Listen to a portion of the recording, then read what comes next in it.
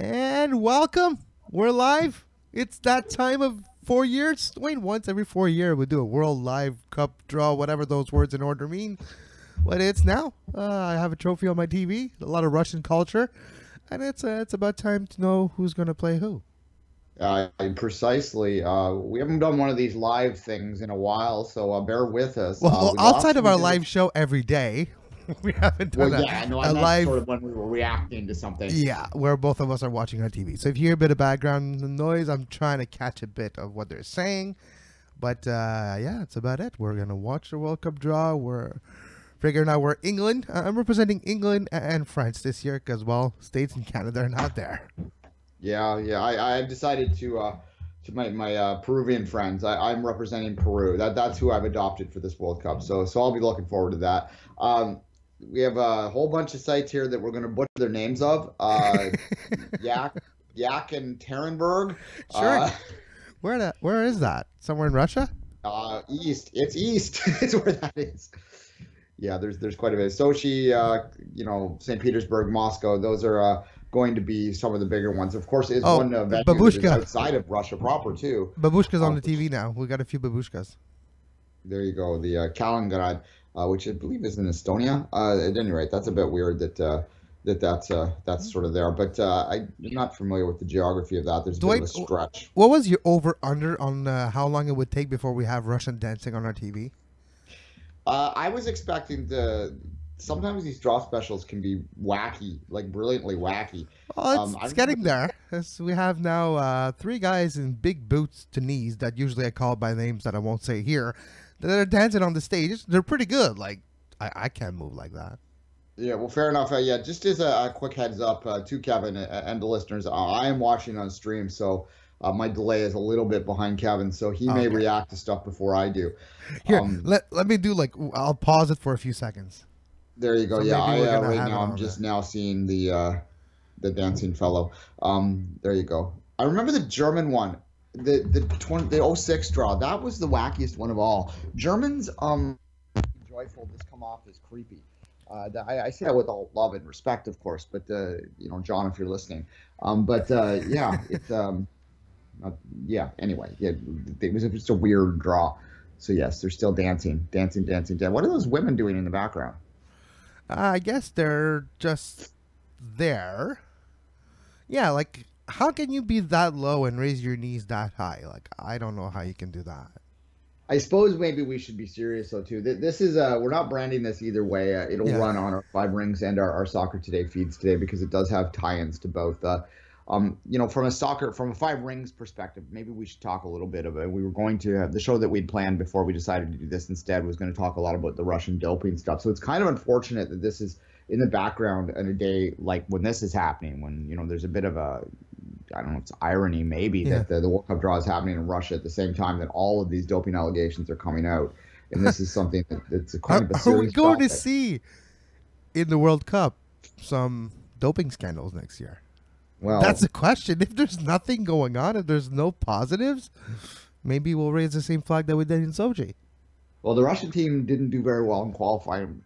Look, I'm not going to say that doping's not something, and here's a topic we can talk while the dancing people dance.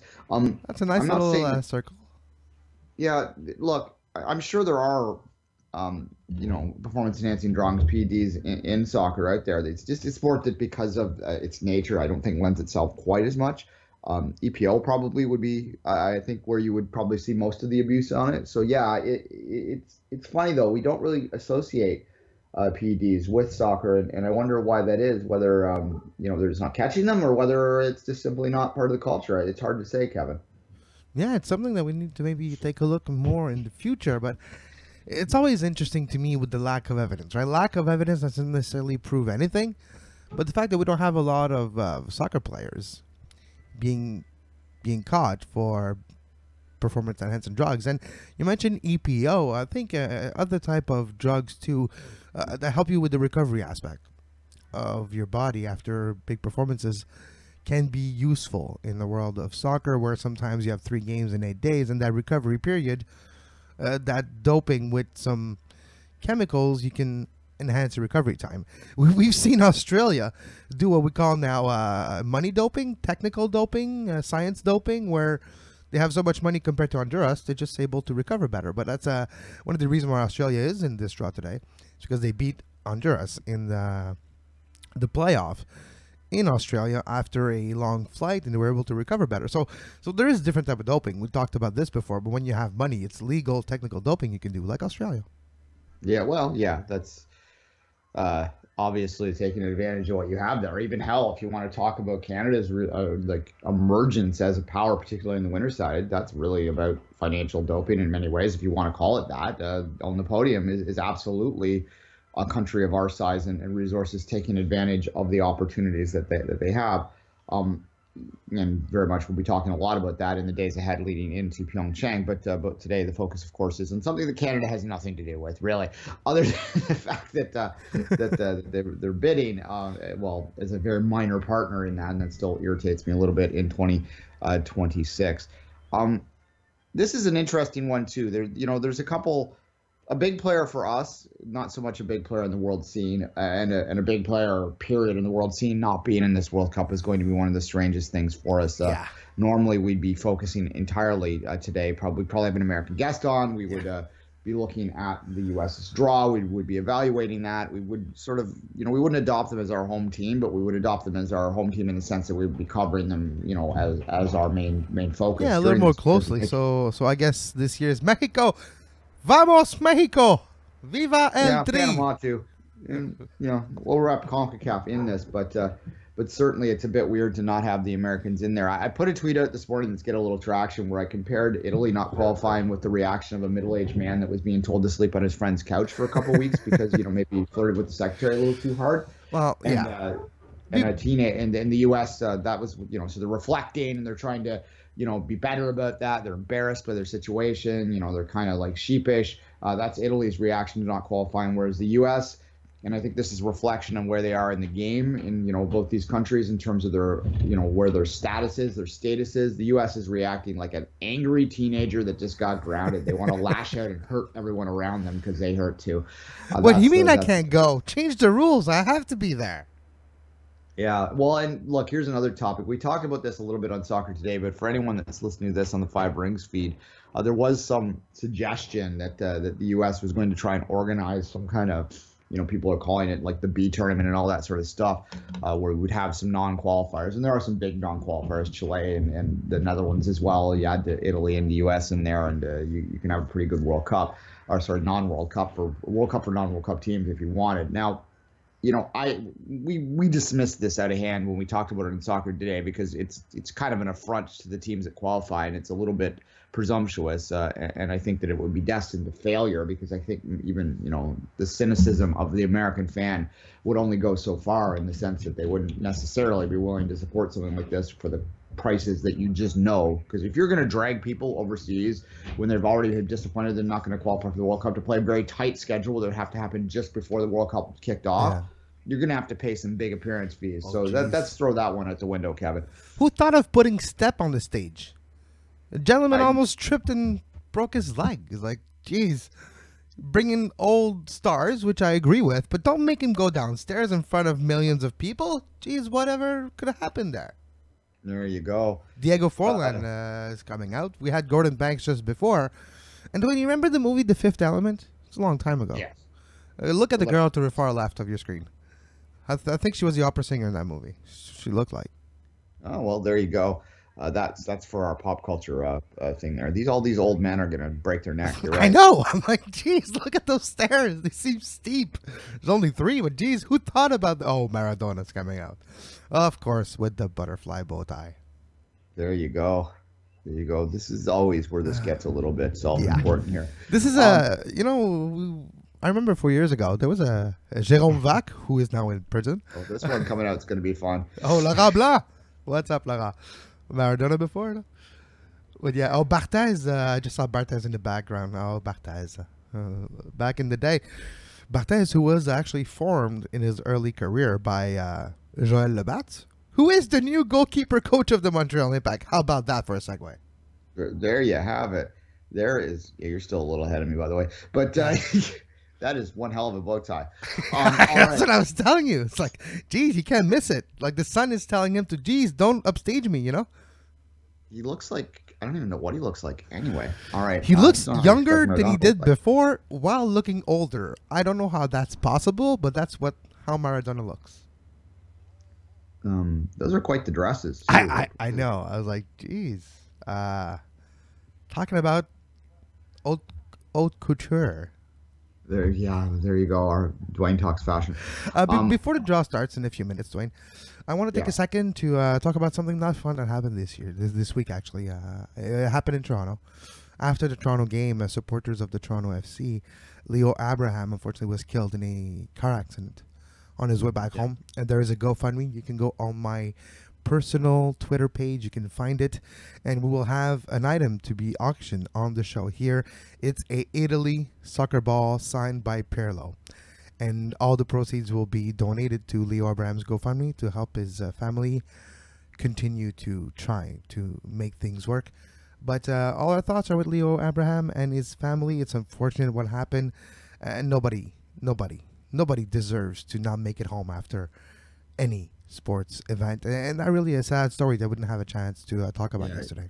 It was a car accident. It sounds like he maybe fell asleep at the wheel. If you sort of look at what the initial reporting is out of it, so that's sad. You know, I guess maybe there's no good way to put it. You're going home from a high to have that happen is just in he had 4 kids too. He was a teacher. Exactly. So thanks to there's about $16,000 raised already since yesterday morning. Thanks to everyone that's helping. Thanks to Murphy Malone. When you know who Murphy is. Murphy is the young famous. He was the porte-bonheur. He was like the. He's like kind of a mascot now. He was a Make-A-Wish kid. Exactly, he's in remission for his disorder. But so he's perfectly healthy now, and in fact is actually training in the sport at a very high level. So good for him. But Murphy became, because he's kind of precarious little guy. So he's not that little anymore. Yeah, he grew a lot. But he sent me a message yesterday, and told me he dared me to make a donation, and I'm like, yeah, no problem, anytime. And there's going to be another piece of artwork that's going to join the studio as well, a ball signed by Nacho Piatti, Laurent Simon, and a few other Montreal Impact players, with all the proceeds going as well to the GoFundMe for Leo Abraham. So I'd like to thank Murphy Malone here for his dedication and for his help. Fair enough, yeah, and he's given back when he gave before, and he'll be in Toronto this week. If you're a TFC supporter, I'm sure he'd love to hear from you. He's a very confident young man.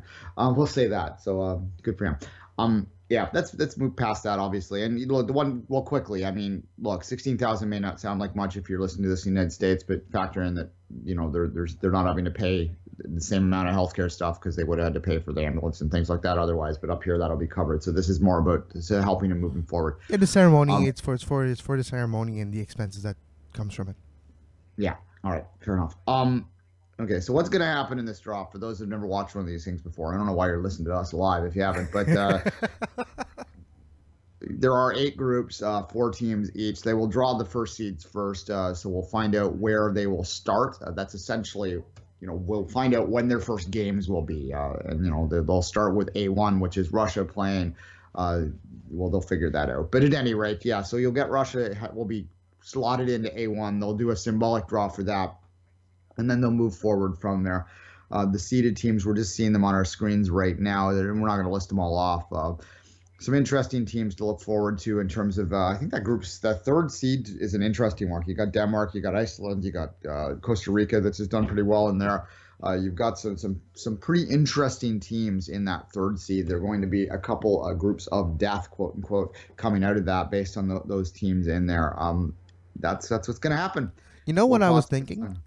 How many times did Gary Lineker practice that speech to make sure he doesn't make one mistake in explaining how the draw works? There you go. Exactly. Yeah. Russia, that's, the group of life, they call it, and everyone's going to be looking at that Russian team in that. This is a hard, what to shine when it comes to Russia in this World Cup. They are maybe the weakest host coming into a World Cup that I can remember in a long time. You probably have to go back to the perceptions of what South Korea and Japan were in 2002. Of course, we ended up with South Korea going for that long run that maybe got a little help along the way with some beneficial calls that went their way. We'll just leave it at that. And we have a pot, we have a draw, and the first team to be placed in a group. Oh wow, Russia, Group A1. There you go. All right, so yeah, we'll continue on that.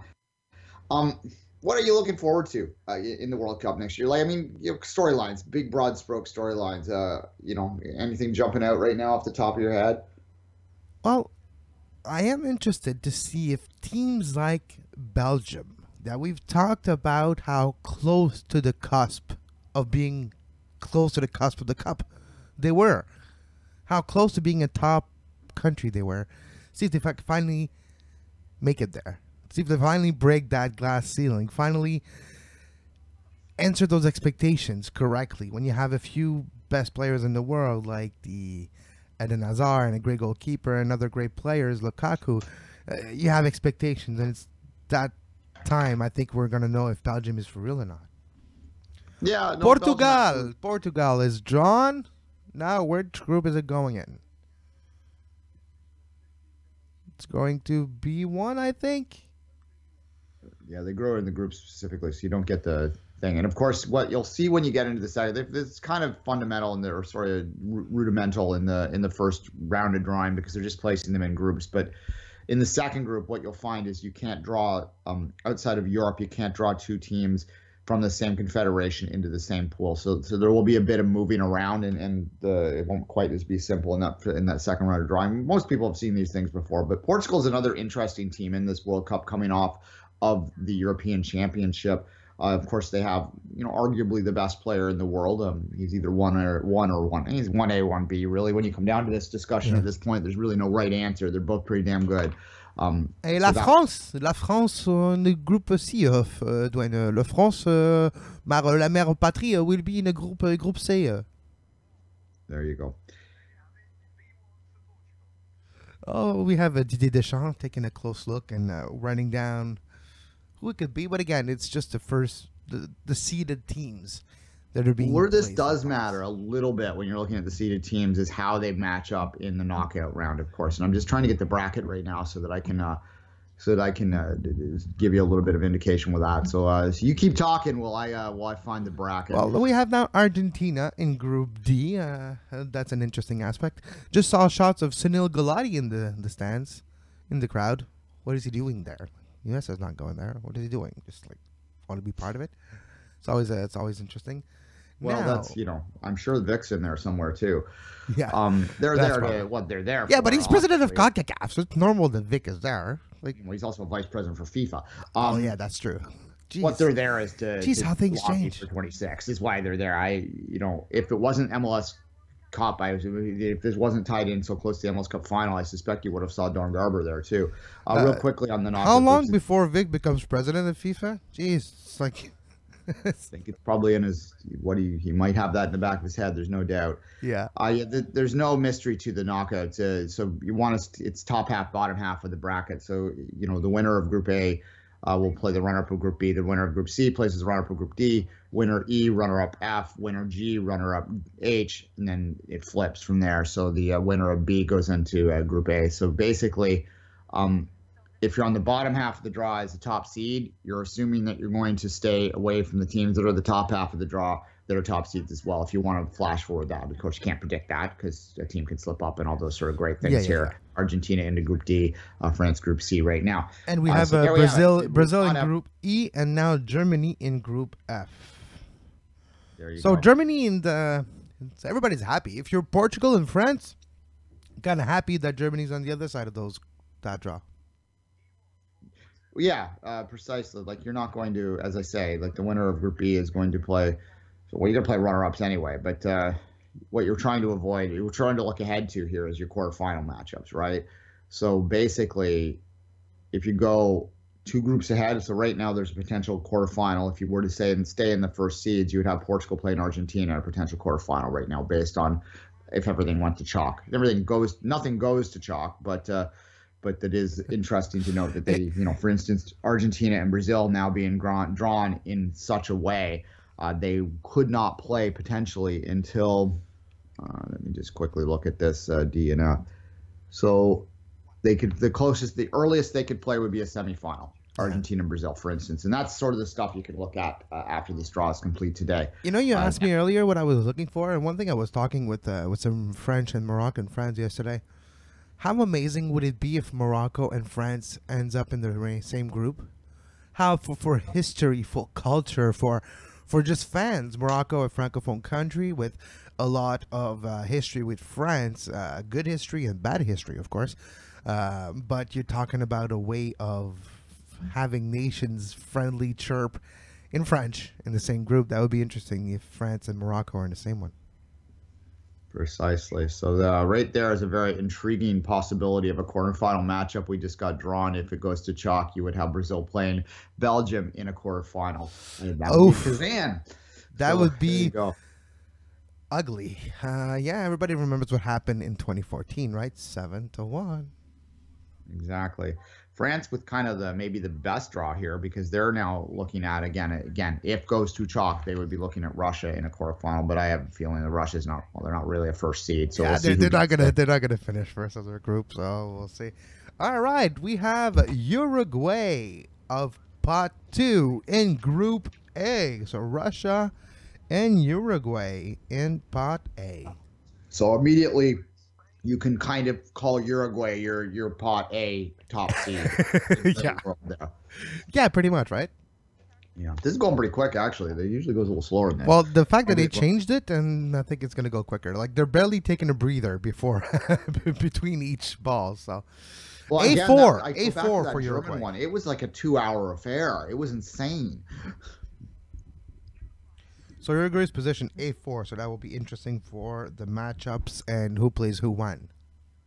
Again, Uruguay's a better team than Russia. So, if you consider them the true number 1 seed in that group there, you're looking at probably... Spain in group of Portugal. Spain in Group B. Iberian Peninsula derby. Ouch. Like, I know there's not going to be really a group of death. There'll be like 2 teams of death in groups, but... Group B, where Portugal and Spain, that'll be interesting. Well, and flash forward ahead too, you're lined up for Argentina in your knockouts too. So that's a hell of right now you've got a tough path right there for all of those teams mentioned. Argentina, of course, is a weird one in the sense of the way they qualified, but I think they might be a little bit different once the tournament rolls around. They'll be fine. Messi's going to be in shape. Spain is probably the best team of pot 2, the way they played in the last few months, so it'll be interesting. Group B is looking amazing right now with just 2 teams, Portugal and Spain. Peru with the group of France. Peru in pot C, in Group C. And our friend Martin Montes can now say that in the last 2 World Cups in which his teams participated, they drew France in the group stage. Been a few years between, but... I'm, of course, referring to Canada's draw in 1986, where they almost beat the European champion French. Okay, by almost beat, I mean they almost drew them. But still, nonetheless. Whatever. Just a few goals more, we would have won. Dale Mitchell hit the crossbar. Dale Mitchell. He hit the crossbar and a free kick. Would have been 1-1. It took to the 77th minute, I believe, for France to break that draw there, too. So it was a good game. Now we're breaking down games that happened. When Kevin was... So it happens when we do a live draw special. Croatia in Group D. So Argentina, Croatia's an intriguing team to me. They're always, they took the hard way through again. They did the last time as well, but I, if you're looking for a true sleeper, and again, when I say sleeper, there's different levels here, right? We're not talking about sleeper who's going to win, sleeper that could make it close to the quarters. Or even a semifinal, because occasionally you get one of those teams into a third-place game. Croatia, of course, third-place winners in their first ever World Cup. Never reached that high since that time, but nonetheless, that's an interesting draw there. And now in Group E with Brazil, we will have... Wait, there is it? Yeah, it's Group E now. With Brazil, we have...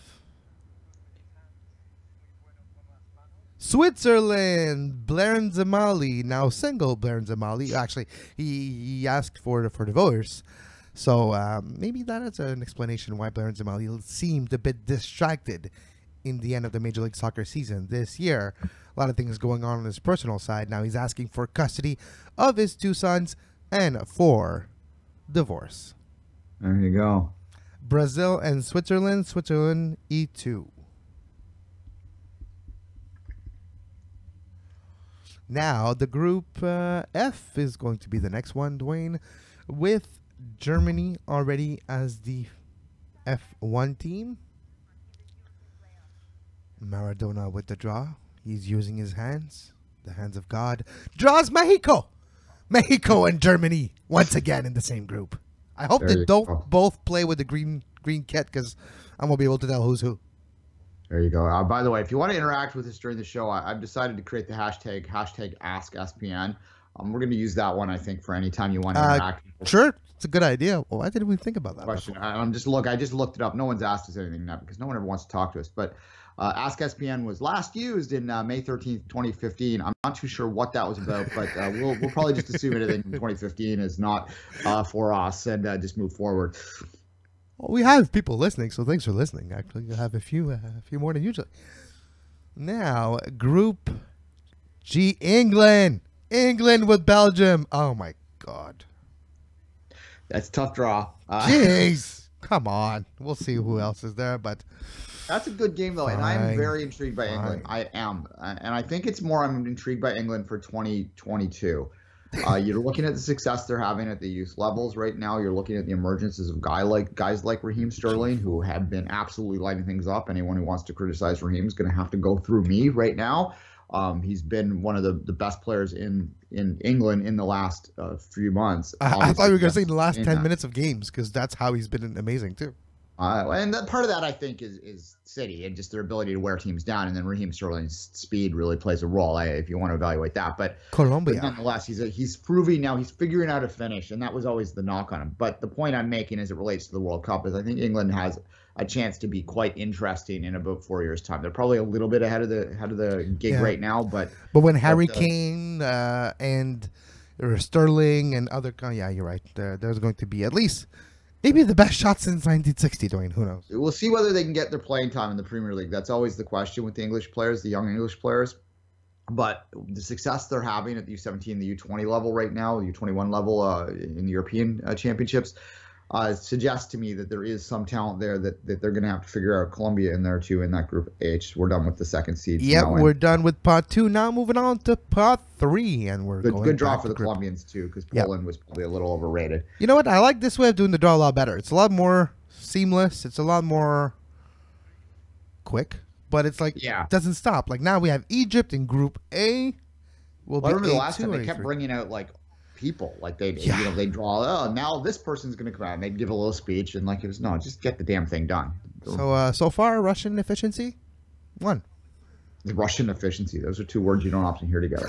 No, right? Lada was made in Russia. Yeah, usually we don't say those words together. Yes, precisely. This is, and look, that's going to be a topic for down the road. A lot of the politics around Russia, Egypt into that group, that is turning into a bit of a group of life. Yeah. Denmark in Group B, Portugal, Spain, and now Denmark. That is a very juicy group, Group B. The Danes are pretty fun to watch. They're going to be tough on that one, but certainly they're going to add some spice to that group. Good for them. As I say, with Egypt is an interesting team too. All those championships they've had in the African Cup of Nations haven't been able to fill that into the World Cup level. Now with an opportunity to maybe get out of that group, depending on who they draw in the fourth ball. But the fourth ball should be an easier touch. I would right now rank Egypt probably as the second team in that, ahead of the host. So Denmark's in Group C. Did they make a mistake on TV now? Well, you can't be drawn into, because there's 2 European teams. Oh, there's 2. Okay, made that mistake already. So yeah. C4. Denmark. C4. Yeah, and I'm sorry. Yeah, I should have picked up that immediately. But yeah, that's Iran. And I even said that like 5 minutes ago in the podcast that you can't. Iran in Group B. That makes it less interesting. But yeah, that just like But that's the thing though. You can't have there's already 2 European teams there, so you can't have a third one. Like, geez. Although right now, just looking at this, we have 3 matchups, like 3 first round matchups. The second day of the World Cup. So on was that the 10th of June or July next year? Is it June or July? June. We're going to have Portugal play Spain. So that's going to be a fun one there when B1 plays B2. But let's continue on in this right here. Iceland is going to Group D, yes, there's already a European team, but you can have 2. So You can have 2 European teams. Yeah, that's the one. otherwise, we'll have like 28 groups of 2. No. Group D, we have Iceland. Iceland, Croatia, Argentina. Not a bad group. That's going to be some nice soccer. Argentina have been being a bit of a wild card in the sense that we don't quite know what they're going to bring, but the way Messi performed in that final day sort of suggests to me that maybe they can figure it out in a group setting. Good for Iceland to get there. We talk about this all the time. We've talked about this for a year and a half now, so we don't talk about it anymore, but it still is an incredibly remarkable story that a country of 300,000 people that, I remember them playing Canada, and I think it was 2004. They played Canada in a home 2 games. They had an arrangement. It took them like 3 years to play the second game because that's just how things work. But they were at that level at that point. They were like a perfectly adequate, perfectly normal and acceptable and understandable team for a country like Canada to play. And in fact, I believe they drew them and maybe they won a game. It's going back a decade and my mind's mush now. But the second team in CONCACAF to be drawn is Costa Rica in Group E, position E3, Costa Rica. So they're going to be playing Brazil. And Switzerland. Yes. Which Switzerland it can be. Like, it could be actually a very competitive matchup, Switzerland, Costa Rica. Well, let's keep in mind Costa Rica went to the quarterfinals last time and did very well in that quarterfinal matchup against Dutch. Sweden in Group F with Mexico and Germany. Swedes, of course, having knocked off the Italians, and it's so weird not to have Italy in this. Yeah, you have Senegal. We haven't talked about Senegal's rise to the final of the World Cup and how successful they were in the tournament. It's been quite a surprise for Senegal. But Sweden in Group F. The African teams in this, for years and years and years, we've been talking about the possibility of an African breakthrough. And I increasingly, over the past World Cups, I've sort of done the math, and really the African teams just consistently underperform. So maybe it's time to not necessarily think that way. And it is kind of a different group of African teams we have in this time, as opposed to our traditional Ivory Coast or Cameroon or those countries. Yeah. We're not seeing them in this time, and that's going to make for some interest. It's nice to have new teams back in at the very least. Tunisia. Speaking of African club, Tunisia in Group G, G3, Tunisia. And in Tunisia, of course, you go out of the north there, and there's usually we see Algeria come out of that part of the world, right? Yeah. And so it's nice to have some new blood. This year is Tunisia and Morocco, which are both surprising. Senegal, speaking of African team, third one in a row. Group H, Senegal. And no Ghana either in this World Cup. Yeah, no Black Stars. Yeah. They were part of that talk for the the Losers World Cup. So does Carlos Puyol even age, Duane? Because when I look at him, it looks better than when he was playing. That's the thing about these old dudes that played. They seem like they still could. Like I'd like Puyol in my midfield any day. I'd sign him as a DP tomorrow in Major League Soccer. We will actually, after this too, for our Soccer Today regular listeners, once we're done this, we'll done the World Cup draw. We'll break it down a little bit, give some final thoughts on it, and we will come back and talk about Seattle and Houston and the rematch of the 2016 MLS Cup for the 2017 MLS Cup after the World Cup draw. So we will get some MLS content in today. Saudi Arabia is the last team in Group A. And all I can ever remember about Saudi Arabia in the World Cup is that 7-1 loss to Germany way back when. So hopefully they can get a better performance moving in this time. All right. Hey, they scored a goal. It's most better than us. Serbia, Nigeria, Australia, Japan, Morocco, Panama, Korea, and Saudi Arabia, as you said. So there you go. That's Group D, or top 4, I should say. Yep. And Group A is done with Russia, Saudi Arabia, Egypt, and Uruguay. That is Uruguay, right? They're dancing in the streets of Montevideo right now. Yeah, it's a good idea. You have Suarez and Cavani going That's a nice try. In fact, looking at that group, that's our first complete group. And there's your opening game of the World Cup. Russia and Saudi Arabia. Jeez, that's an anticlimactic game. Russia, Saudi Arabia to open it. Woohoo! It's the Oil Derby. Let's go there. The Oligarchs Derby. Group B I is remember there's been a complete. World Cup before where they didn't do A1, A2 in the first match. That was the choice of the host. So maybe they'll switch it up and do something too. I But was gonna that's say not Group exactly B. the most. Sorry to interrupt. I was gonna say Group B is completed, but they draw another European team. It was Serbia, so Serbia's been moved to Group E, E4 for Serbia, and we'll redraw again for the fourth team of Group B. So we got Brazil, Switzerland, Costa Rica, and Serbia. Kind of an interesting group there for the second place team there. The Swiss, maybe they typically get to the round of 16. That seems to be their ceiling every World Cup. But Costa Rica's success in the last time, and yeah, that's an interesting little group for sure. Serbia. That's a bit underwhelming because what started with Portugal, Spain, a terrible group. Morocco and Iran to close out the group, so it's not as close to group of death that we thought. Well, what you've got there is a group of two dominant teams and two underdog teams. So that's two teams that need to get the job done, and you'd have to be happy if you're both Spain and Portugal there. Unfortunately, it takes a little bit of edge out of the Portugal-Spain game as well, though. Thank you, Nick and Ann, by the way, because Germany beat Saudi Arabia 8-0, Duane, not 7-1. They didn't even get that goal, so we are actually on equal footing with Saudi Arabia. Thank you, Nick and Ann. Yes. Well, we'd be ahead of them because we beat them 8-1. Yeah, it's true. Australia in Group C with France, Peru, and Denmark. That's kind of interesting because you got France who's going to win the group if everything goes according to plan. But then Australia and Peru and Denmark for the second spot. They can duke it out. Pretty wide open, yeah. I would give a slight edge, with all due respect to my Peruvian friends, to the Danes in that one, but that is another. You like that about a group. That's my favorite kind of group, where you have a clear world power, and then you have three teams that are about equal footing that are going to fight it out for the final spot. That is, I think, the most interesting way to go about it. Now, Group D. Nigeria is the fourth team in Group D. So Argentina, Iceland, Croatia, and Nigeria.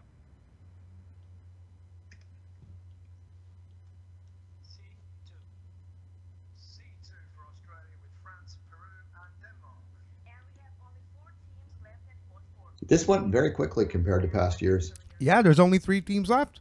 Yeah, which is good because you don't really need to play this out much longer than what it is.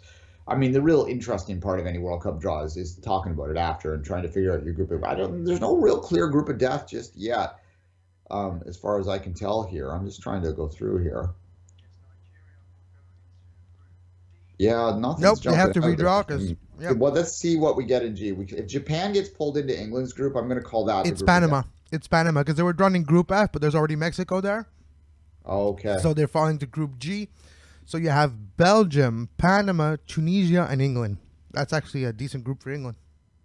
And the English will be, will probably be reminded of the fact that they drew Trinidad and Tobago way back when in TNT's only World Cup appearance. So CONCACAF teams in England doesn't do very well against CONCACAF teams, historically speaking, either. So they'll be concerned about that. But nonetheless, both Belgium and England would be happy with that draw for sure. They would have to think that they're fighting it out for the first spot. The Republic of Korea will be the final team in Group F.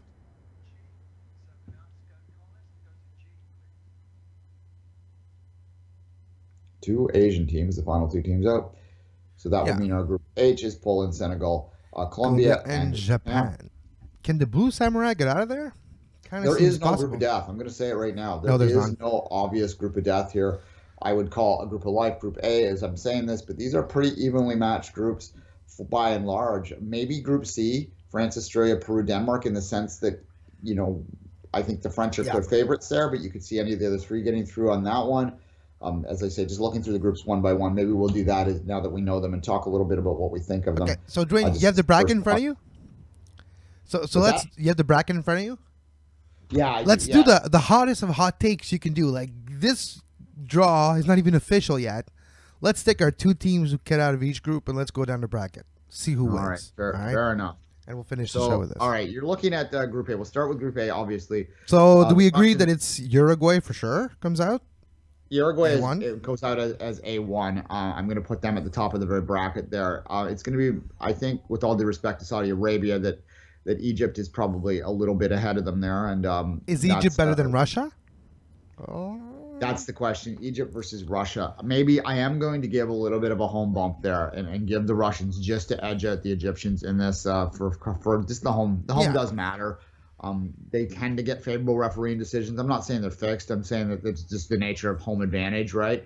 So that's give the Russians. That's my pick there. So you've got the Russians going in as runner-up Group A. So that's going to put them against the winner of Group B in a knockout stage. And now Group B, we have we agree Portugal and Spain, but what are going to be the standings? Spain or Portugal wins the group? I'm going to go Spain wins the group. Portugal finishes second, which will mean that Portugal will play Uruguay in the knockout round, and that you will have Spain playing the. Trying to get this in my vision here. Let's go through the group and then we'll do the bracket. It'll be easier. We'll have all our positions. How about you write them down there? Yeah, so I'm writing down the winners of the groups. So France, we agree, is C1. Yes. And then Australia, Peru, or Denmark? The Danes. Denmark, C2. Yeah. Then we have Group D. Argentina, for me, is going to win the group. Now, Iceland, Croatia, or Nigeria. I think it's between Iceland and Croatia. Now, I have a feeling Iceland can finish second in the group. I'm actually going to go off chalk here, and I'm going to actually give the Nigerians the second one on this one in my mind. All right, let's just agree for today. So I'll put Nigeria as well as a D2. Okay, sure. Just like an exercise to see what's. Tiebreaker then. Yeah, okay. Brazil, Switzerland, Costa Rica, and Serbia. The Swiss will get through. And Brazil, all right. Yeah, Brazil and Switzerland. That's who I think there. E1, E2. And now F. Germany, Mexico, Sweden, and can't read my writing. Well, the Germans. It doesn't matter who's fourth. It's Korea. It's going to be Germany and I think Mexico in this one. Yeah, the Mexicans always get to the round of 16 and no further. That's a World Cup rule. Belgium, Panama, Tunisia, and England. Well, I'm kind of wearing the shirt. I'm going with Belgium and England. Yeah, but the English go through second. I think the Belgians are too strong. I agree. And for Group H, Poland, Senegal, Colombia, or Japan. I'm going to go with Asian teams are terrible in the World Cup. What is she wearing on her back? I don't know. It's like terrible in the World Cup. I thought it was a bird or something on her shoulder. I was like, get Colombia will win that group. List them again. What are the other three teams? Senegal, Colombia, and Japan. Maybe Senegal, the way they're playing lately. Sure, I'll give you that one because I took the other one. I would, for the record, just on the aside, Japan I think has a chance if they can start to come together. But the way that the Asian teams have traditionally played outside of Asian World Cups makes me reluctant to pick Asian teams in the World Cup. So it means we have Uruguay versus Portugal. Right? That's a tough one. A1, B2. Let's just go to the bracket. So A1, B2. What's the next one? It's C1, D2. C1, which is France versus Argentina. C1, D2 would be Nigeria. Then I guess E1, Brazil. All right, Brazil versus Mexico. F2. Then you would have H1 versus what? A2? G1, H2. G1, H2. So Germany and England. Oh, geez. And then you have, which is your takeaway from this draw, folks. So right Russia, there. Spain on the other side. Picking that one up. So Russia, Spain. Well, Spain, Russia. Yep. Argentina. I need your help here.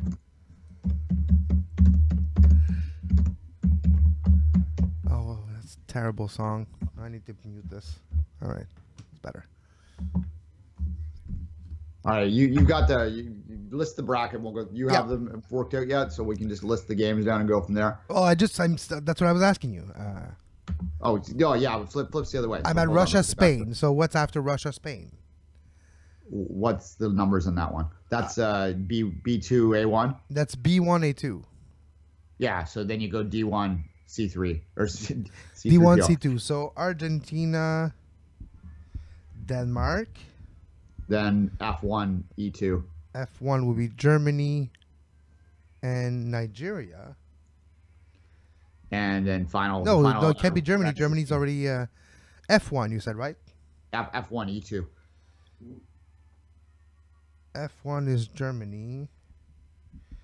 E2 would be Switzerland. I might have to do some corrections here. And then the last game of the round of 16. H1 G2. H1, which would be Poland. Okay, I'm turning the stream off. Oh yeah. I've shut it down. I put the mute. So Poland and so H1 G2 would be. We put Mexico. So I have Germany twice here. So the only one I'm missing is England. Well, okay. So Germany's what group were they in? I'll fix this for you. Germany's F. F. So they are F1. F1, yes. Oh, so they're playing up E2. So Germany would be playing Switzerland. I got this. So England would be. We said they finished second of H. So who's playing H2? Hold on. H2 is. Bear with us, folks. Top half of the group. So H2 is G1. G1. So So Belgium and England. All right, we got this. I got it all. Well, Belgium and England are in the same group though. So they can't play in the knockout round. So G2, you said, right? Yeah. England's in the group G, radio, so they can't play G. England's G4. England's going to be the G2 team. Yeah. So the G2 is going to play H1. H1 is Poland. But actually, we just Poland. So, all right, we got. Although we picked Colombia to win that group. Oh, Colombia. So that's why Colombia. That's where I was confused. Yeah. All right. So our if things goes to chalk, or according to us, this is your round of 16 matchups. All right, and then we can do the bracket from there. It'll be easy. Uruguay, Portugal. Uruguay, Portugal. I am going to give Uruguay the slight nod there. Oh wow, that would be kind of an upset. Big upset. Uruguay's gone pretty deep in a couple World Cups, but Portugal is I haven't still bought in fully. Round of 16. What is Nick on there? Here, let me just get Nick's comments on the round of 16. Yep. We got pretty close. Me and Nick think alike. You know what they say about great minds, Nick? Yes, I do. All right, so France, Nigeria. We're going with the France. Brazil, Mexico, Duane. Brazil.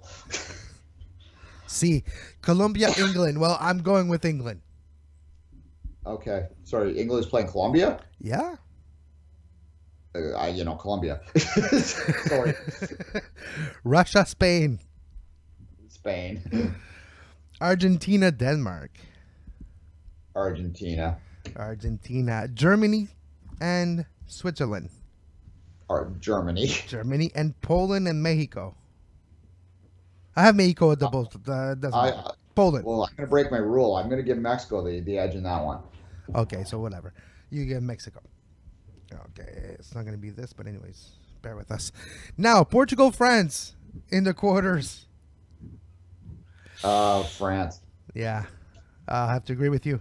Brazil and England in the quarters. Yeah, there's no way. Brazil's winning that. Spain, Argentina in the quarters. So there you go. My pick's pretty clear. Spain, Argentina in the quarters.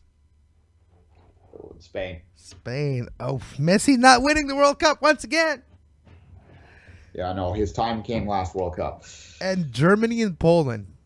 Germany.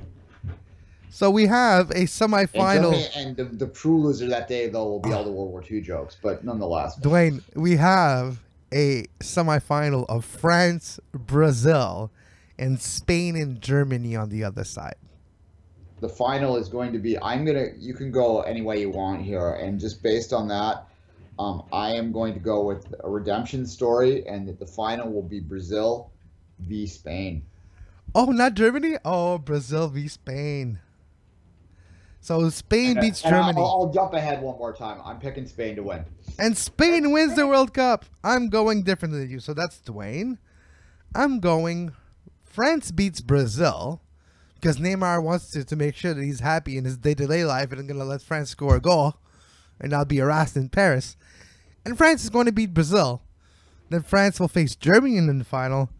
And France will beat the Germans. Et les Bleus vont gagner la Coupe du Monde, Duane.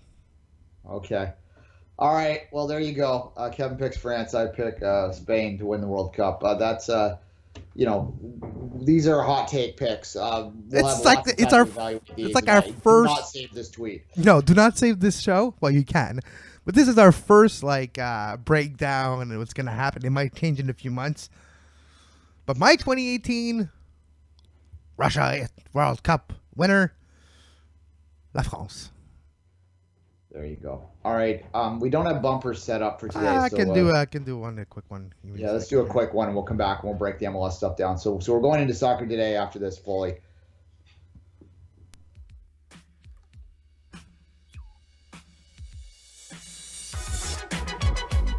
You are listening to Soccer Today. Follow us on Twitter at SoccerTodaySPN and like our Facebook page, facebook.com/Sports Podcasting Network. And we're back. Duane Rollins with myself, Kevin Laramee. Yeah, for sure. Duane, for the second year in a row, Toronto FC will face Seattle Sounders in Toronto for the World Cup final. Yeah, the World Cup final, just like Bastian Schweinsteiger. No, for the MLS Cup final. It's funny. I've heard about 4 people say that now, and I think that that Chicago reporter got all in our minds. Look, yeah, this isn't surprising. It's what I picked, and if we go into the bracket challenge, my bracket got a little bit sideways in there, but it ultimately ended up in the same place. I should check to see what I'm doing in the bracket challenge on MLSsoccer.com because I forgot that we had a league, so I'm probably dead last.